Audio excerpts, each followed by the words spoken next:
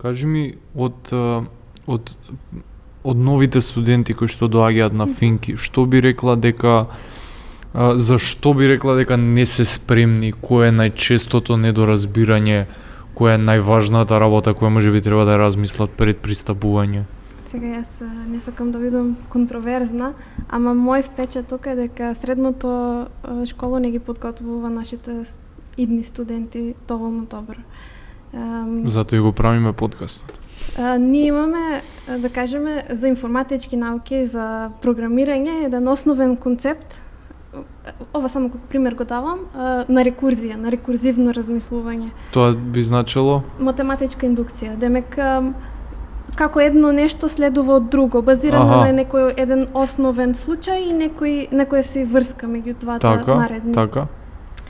Сега, ова размислување е основно, како што сум разговарала со колеги на низ странство, ова размислување го стекнуваат во средно школа дефинитивно.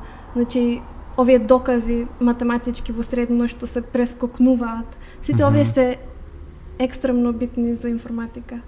И ние доаѓаме на факултет и се губиме овде. Ова прв пат го гледаме и се плашиме од предмети, се плашиме од веројатност, се плашиме од алгоритми. Сега, не е за сите студенти така и дефинитивно системот е направен да може да се поминат овие бариери, меѓутоа навистина треба труд.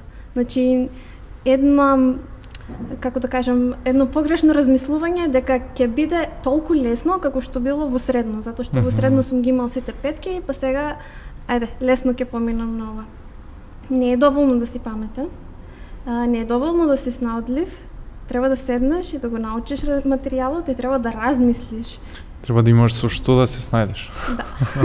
Да. Тоа би рекла дека, меѓутоа понатаму студентите нели нормално се извежбуваат така да размислуваат. Да. Ама тоа е една голема бариера. Мислиш дека мора некој да доаѓа од насоката ПМ од средно или не е толку задолжително? Дефинитивно не е задолжително, јас не доаѓам од ПМ. Така?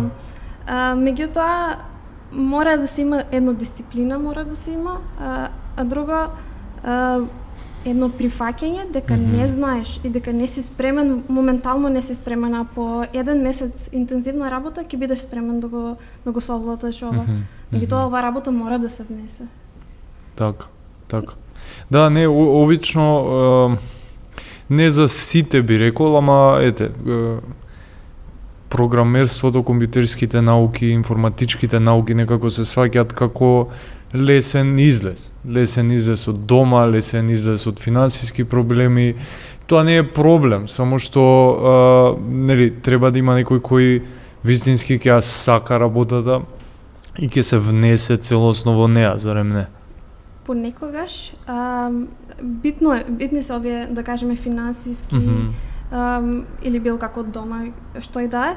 Овие се битни работи, ама не е лесен. Може би некогаш е рационален избор, ама лесен, тоа е дискутабилно. Да, може би, да, апсолутно. Сакам тежок е за совладување дефинитивно, ама барем е посигурно од било која индустрија дека на крај платата ќе биде висока. Тоа е моментално така. Јас не би рекла дека јас немам таква сигурност. Едноставно многу работи се менуваат, полето е многу флексибилно. Меѓутоа, ако вие ги внесете вашите вештини, ќе се пренасочите и во момент на криза, да кажеме моментално. Има многу отпуштање на работа и од Google, и од Meta, и од сите тие големи компании. Меѓутоа, човек кој што научен да размислува и што има аналитички вештини, ќе си најде пат.